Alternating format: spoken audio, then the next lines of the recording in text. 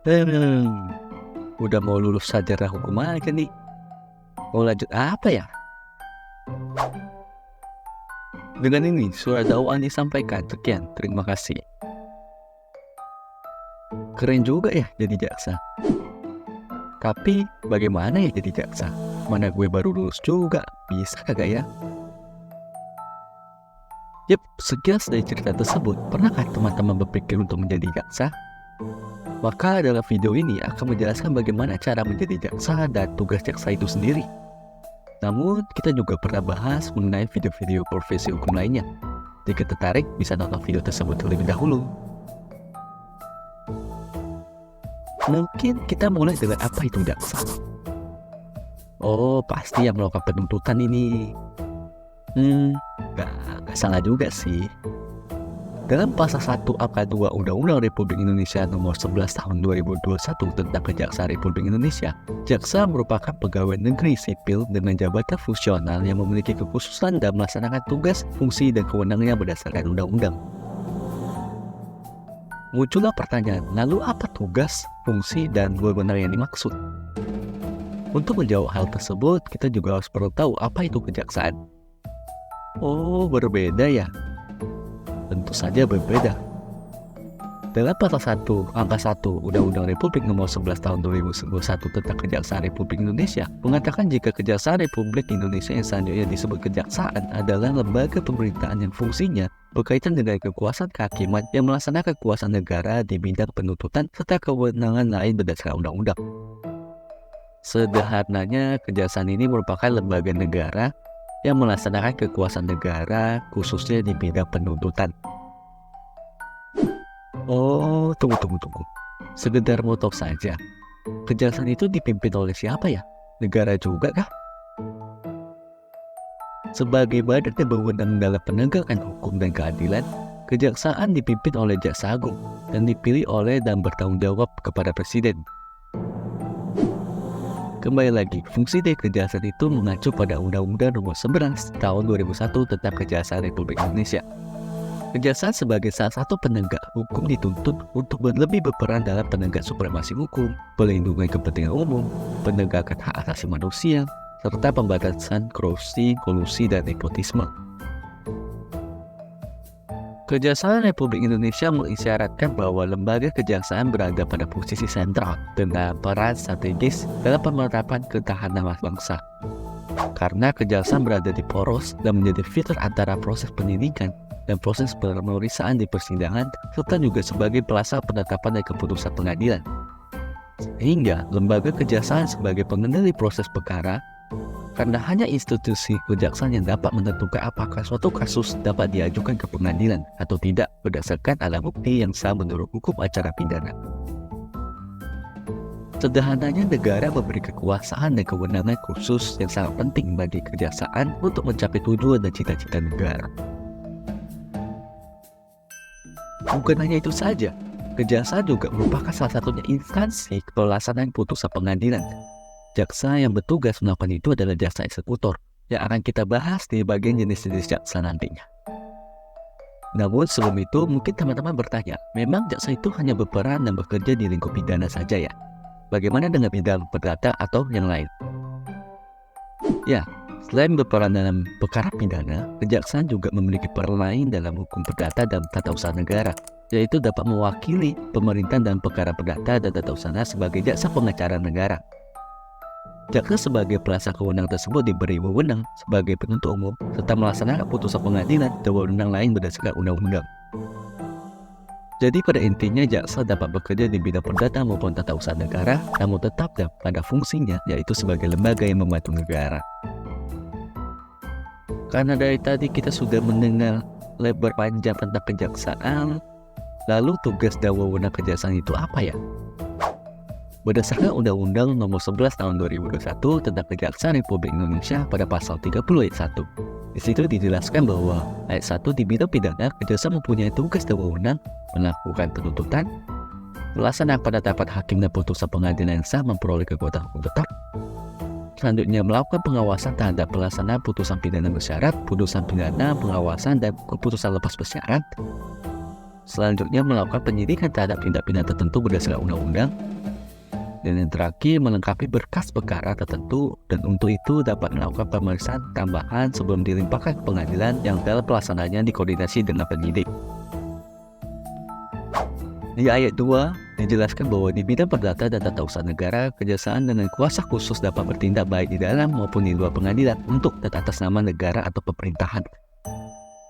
Di ayat 3, dalam bidang ketertiban dan ketentraman umum, kejaksaan turut menyerangkan kegiatan A. Meningkatkan kesadaran hukum masyarakat, B. Pengamanan kebijakan penegak hukum, C. Pengawasan peredaran barang cetakan, D. Pengawasan aliran kepercayaan yang dapat membahayakan masyarakat dan negara, E.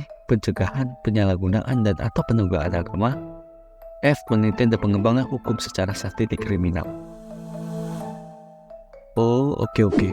Pas gue nonton sidang di TV kemarin, hari Senin itu jaksa penuntut umum, lalu hari Selasa ada jaksa penyidik. Nah, gue bingung nih, jaksa itu ada apa aja sih? Nah, jaksa sendiri itu ada banyak. Profesi jaksa itu dikualifikasi dengan beberapa macam. Kita mulai dari yang pertama, ada jaksa penyidik. Jadi jaksa penyidik itu adalah jaksa yang ditugaskan untuk melakukan penyidikan. Jadi ketika terjadi pelanggaran tindak pidana, mereka yang bertugas untuk melakukan penyidikan dan pemeriksaan terhadap tersangka. Dalam hal ini, jaksa memiliki wewenang untuk mengumpulkan bukti, melakukan pemeriksaan terhadap saksi, melakukan penyidikan, dan juga penyitaan terhadap barang bukti. Lalu ketika mereka sudah berhasil mengumpulkan bukti-bukti yang cukup, barulah mereka dapat bisa memutuskan apakah masalah itu akan meningkat ke tahap penyidikan ataupun tidak. Selanjutnya adalah jaksa penyidik. Nah, seperti namanya saja, jaksa penyidik yakni jaksa yang bertugas untuk melakukan pemeriksaan lebih lanjut terhadap sebuah kasus yang sudah meningkat ke dalam fase penyidikan. Jadi setelah mengalami penyelidikan dan meningkat menjadi penyidikan, selanjutnya tersangka akan ditangani oleh jaksa penyidik. Pada proses ini, tersangka akan mengalami pemeriksaan lebih lanjut dan lebih mendetail. Dalam kinerjanya, jaksa penyidik memiliki wewenang penuh untuk melakukan pemeriksaan terhadap saksi, melakukan penggeledahan, penyitaan barang bukti, hingga mengeluarkan surat perintah penangkapan terhadap tersangka.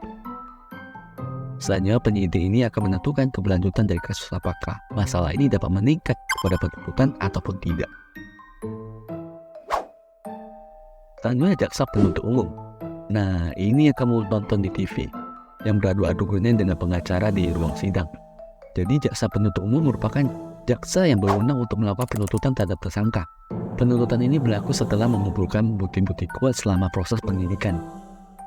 Jadi, jaksa penuntut umum akan membeberkan mendetail mengenai tindak pidana yang tersangka lakukan.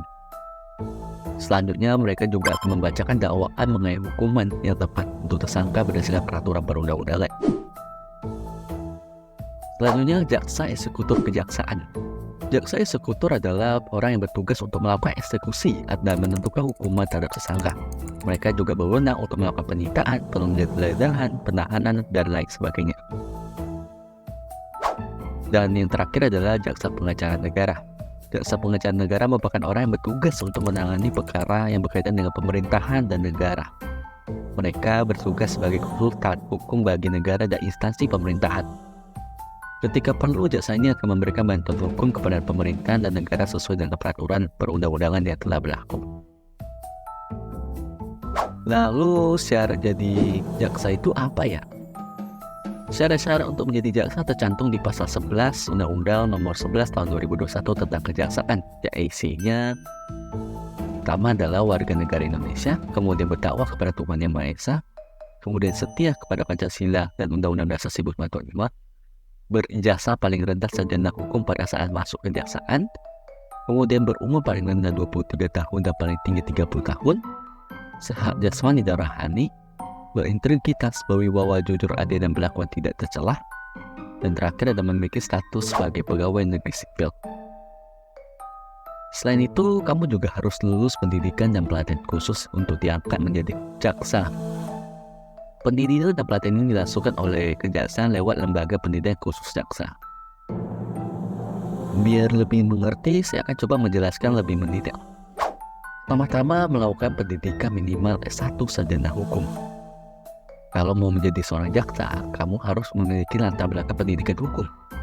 Latar pendidikan yang diperlukan untuk jaksa itu minimal S1 sarjana hukum. Selanjutnya, kamu dapat melakukan tes CPNS. Jaksa merupakan profesi yang termasuk ke dalam golongan pegawai negeri sipil atau PNS. Jadi, kalau kamu mau jadi jaksa, harus mengikuti tes CPNS terlebih dahulu. Setelahnya, kamu dapat mengikuti pengadaan calon jaksa. Nah, setelah itu, untuk supaya kamu diangkat menjadi jaksa, kamu harus mengikuti pengadaan jaksa terlebih dahulu. Pengadaan calon jaksa bertujuan untuk mencari sumber daya manusia jaksa yang memiliki kemampuan intelektual, profesional, integritas, serta memiliki disiplin yang tinggi. Nah, yang bisa mengikuti seleksi calon kejaksaan Republik Indonesia itu adalah PNS. Kejaksaan yang memenuhi persyaratan pengadaan calon jaksa kejaksaan RI. Jadi untuk bisa menjadi calon jaksa, kamu harus menjadi PNS di Kejaksaan RI terlebih dahulu. Dan lalu singkat cerita, kamu lulus pendidikan dan pelatihan pembetul jaksa, sebagaimana telah dijelaskan sebelumnya. Supaya dapat diangkat menjadi jaksa setelah lulus pengadaan calon jaksa Kejaksaan RI, selanjutnya kamu harus lulus pendidikan dan pelatihan penentuan jaksa yang dilaksanakan oleh kejaksaan melalui lembaga pendidikan khusus jaksa. Nah, kalau kamu ingin ikut pendidikan dan pelatihan pembentukan jaksa, calon jaksa harus memenuhi syarat. Teman-teman dapat melihat syarat-syarat ini terlebih dahulu. Oh, jadi begitu ya tahapan jadi jaksa. Panjang juga ya, dan pastinya keren. Yap, makanya jaksa itu sangat hebat, karena prosesnya untuk menjadi jaksa itu tidaklah mudah dan sangat panjang. Jadi begitulah video materi kita tentang kejaksaan. Terima kasih sudah menonton, jangan lupa untuk di like dan subscribe. Terima kasih.